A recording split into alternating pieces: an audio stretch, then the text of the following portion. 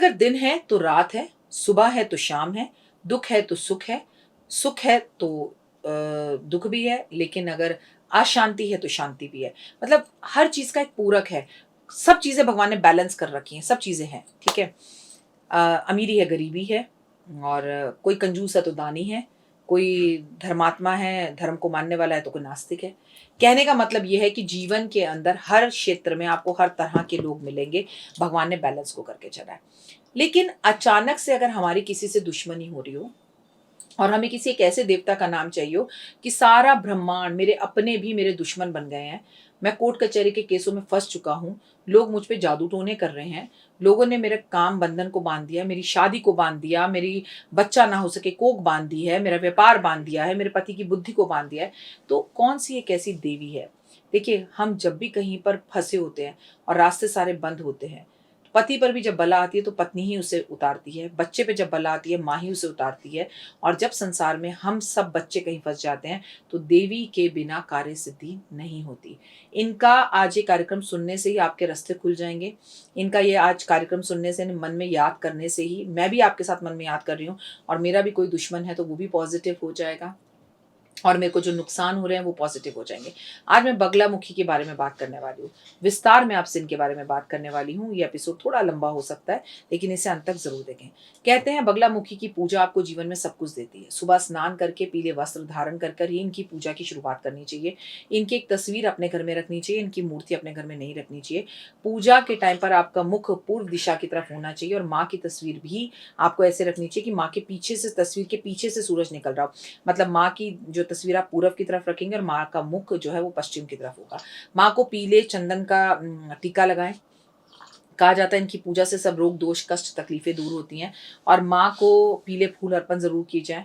माँ का आसन हमेशा पीला ही रखना चाहिए। पीले वस्त्र पहनकर या पीले फूल अर्पण करके, पीली मिठाई से और पीले चंदन से इनकी पूजा करनी चाहिए। पूजा के बाद यथाशक्ति दान जरूर करना चाहिए। कहते हैं वैशाख मास के शुक्ल पक्ष की अष्टमी तिथि को, जो कि अप्रैल में आती है, शुक्रवार वाले दिन बगलामुखी माँ की पूजा जयंती की जाती है। अब देखिए, हर बार शुक्रवार हो ये जरूरी नहीं है, लेकिन अप्रैल हो ये जरूरी है। ये 10 महाविद्याओं की देवी हैं और माता को पीताम्बरधारी भी कहा जाता है, इसलिए माँ को पीला रंग बेहद ज्यादा पसंद है। आप जब किसी भी तकलीफ और कष्ट में हो तो इनकी पूजा करनी चाहिए। इनकी उपासक से व्यक्ति जो है वो शत्रुओं पर विजय पा लेता है और 10 महाविद्याओं को प्राप्त करता है। सारे ब्रह्मांड में इनसे बड़ी शक्ति कोई भी नहीं है। माँ बगलामुखी की साधना शत्रु के भय से मुक्ति दिलाती है, वाक सिद्धि हो जाती है। आदि काल में देवगण जीव जंतु सबने इनकी पूजा की है। जब जब असुरों की शक्ति हमारे पूरे के पूरे इस ब्रह्मांड में फैली है, तब तब भगवानों ने खुद इन बगलामुखी माँ की पूजा की है। शिव और शक्ति का आश्रय लेना ही पड़ता है। शिव और शक्ति का जो रूप है उसी में से निकली हुई है ये बगलामुखी।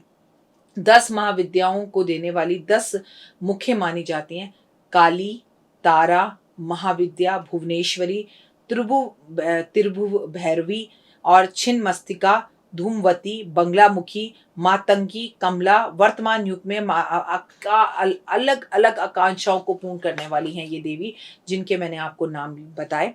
कहते हैं कि अगर आपके जीवन में विकराल दुख आया हुआ है तो ये आपको उन दुखों से छुटकारा दिलाती है।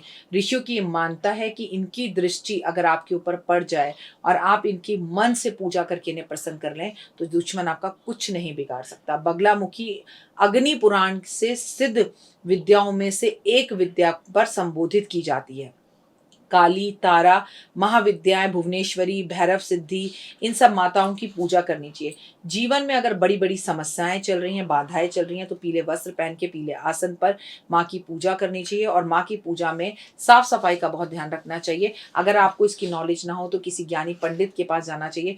लेकिन अगर कोई बड़ी बड़ी विद्याएं ना कर सके, माँ के बड़े बड़े हवन ना कर सके, तो बगलामुखी माँ का एमपी के अंदर मंदिर है, दतिया में।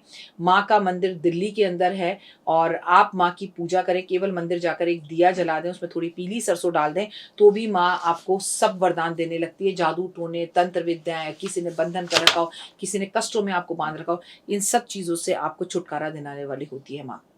बगलामुखी की साधना आपको महाविद्याओं को देती है। अगर आप अपनी विद्या में ये चाहते हैं कि आप जो प्रेडिक्शन करें, जो भविष्यवाणी करें वो सिद्ध हो जाए, तो ये तब तक नहीं हो सकता जब तक आप बगलामुखी को सिद्ध नहीं कर लेते, बगलामुखी की पूजा नहीं कर लेते, माँ बगलामुखी की तस्वीर आपके घर में ना हो, तो आप ये विद्याएँ प्राप्त नहीं कर सकते।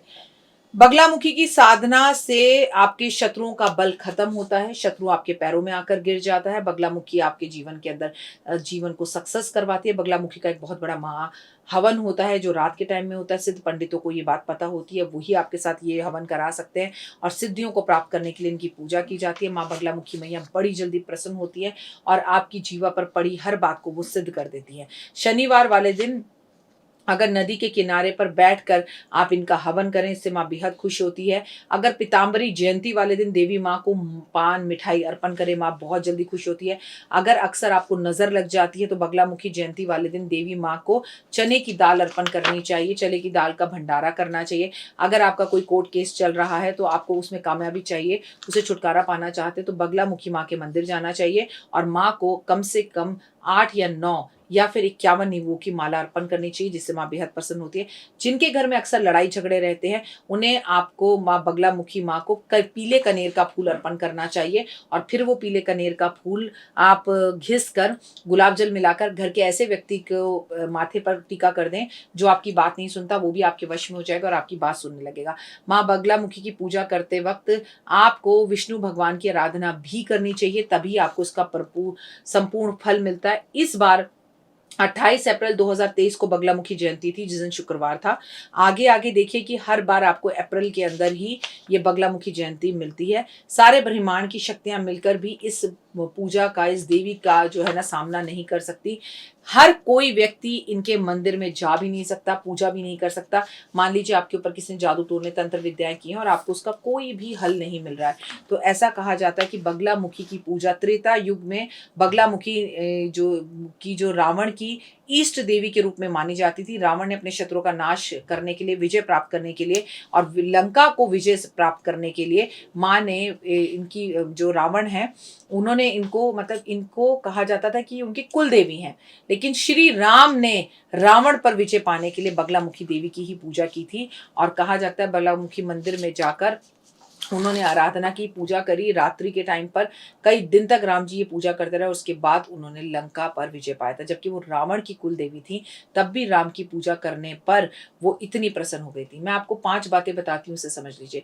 अगर आपके पास कुछ नहीं है तो बगलामुखी माँ की एक तस्वीर अपने घर में लाकर रखिए, शुक्रवार से इनकी पूजा कीजिए, पीले वस्त्र पहनकर इनकी पूजा कीजिए, इनके साथ विष्णु सहस्त्र नाम का पाठ जरूर कीजिए, पीली मिठाइयों का भोग लगाइए, पीले फूल अर्पण करिए, पीले चंदन का तिलक लगाइए और गाय के घी का दिया जलाकर उसमें थोड़ी पीली सरसों डालकर सिर्फ इतना कह दीजिए, मैं दतिया तो नहीं आ सकती, अभी मैं आपके बड़े बड़े हवन तो नहीं करा सकती, लेकिन फिलहाल जिन शत्रुओं का मुख मेरी तरफ मुड़ गया है उनका मुख मेरी तरफ से हटाकर दूसरी तरफ कर दो। मैं आपके साथ बगलामुखी मैया के कुछ चित्र शेयर कर रही हूँ, इन फोटो को देख लीजिए। आपको इनको देखकर मन में प्रणाम करना है, आपको उसी के रिजल्ट्स मिलने शुरू हो जाएंगे। फिलहाल मुझे दीजिए इजाजत और अपना और अपनों का रखिए खास ख्याल। मेरे परिवार में नया हिस्सा है तो प्लीज चैनल को सब्सक्राइब कीजिए, पुराने हैं तो लाइक और शेयर कीजिए। मेरे संसार को मेरा जय माता दी। नमस्कार।